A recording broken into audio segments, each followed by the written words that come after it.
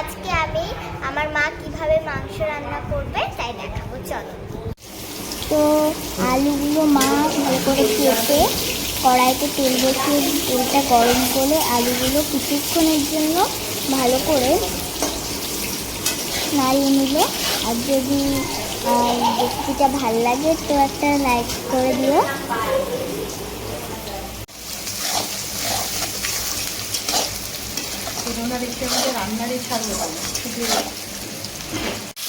তো এবার আদা রসুন জিরে বাটা দিয়ে তো এবার মশলার সাথে মাংসটাকে কষানো হচ্ছে। তো দেখতেই পাচ্ছ কষানোটা কত সুন্দর হচ্ছে।